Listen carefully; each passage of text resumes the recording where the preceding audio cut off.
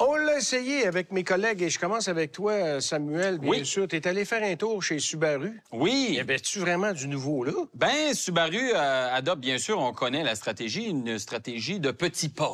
Donc, on améliore les produits tranquillement. Très petit pas. Et bien sûr, on vous a présenté déjà la Subaru Crosstrek cette année, mais on a ajouté une nouvelle version à la gamme. Une couche. Une couche, la Wilderness.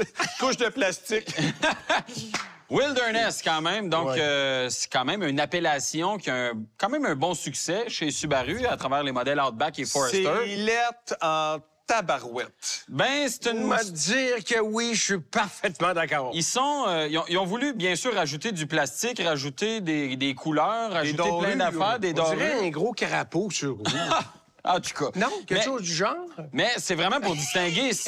Moi, je salue l'effort de différenciation parce que je trouve ça le fun qu'on arrive avec une version hors route qui montre vraiment les cartes qu'elle a dans son jeu. Puis Oui. qui est vraiment capable de faire du hors-route, là. C'est pas juste du Oui, chichi d'apparence. C'est une blague, ça, ou pas, là? Ben On non, dirait que je mais- le sais plus, là. Non, mais... Faut me niaiser depuis le début. Non, là. mais non, attends non. au sol qu'ils ont mis, les Ouais. suspensions modifiées, puis toutes les... Ça fait un job. Quand Oui, même, là. Parce qu'il y a ça. Il faut dire que la suspension est relevée quand même de 1,5 cm. Vous vous dites, c'est pas bien, mais déjà, le Crosstrek... L'automobile, c'est beaucoup, là. Oui, et le Crosstrek est déjà un véhicule assez haut. Merci. On a mis des pneus qui sont mieux adaptés. On a retravaillé la transmission à variation continue également pour la rendre plus réactive à bas régime, parce qu'évidemment, en hors-route, on est souvent à basse vitesse. On va avoir plus de coupe un peu. Le X-Mode aussi a été retravaillé. Oui, on a le X-Mode double qu'on retrouve Ouais. dans d'autres modèles du Crosstrek, mais là, on l'a vraiment appliqué à ce modèle-là parce qu'évidemment, c'est la vocation du véhicule.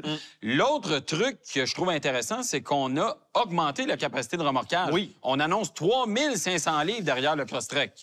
On ne l'a pas essayé. Et que ça, et Puis que de- j'aimerais ça l'essayer. Moi aussi, j'aimerais bien ça. Moi, Parce que j'aimerais pas ça. Pas si long, pas si long, là. 3500 livres. je pense que le véhicule, en termes de motorisation, va être capable de le faire, mais ça va prendre vraiment quelque chose d'assez petit comme remorque, même si c'est lourd, parce qu'on s'entend le Crosstrek, c'est petit, l'empattement court. Ça pourrait être assez précaire, disons, comme comportement Pas routier. convaincu de C'est limite. l'inclinaison du véhicule une fois chargé. Écoute, là. on verra.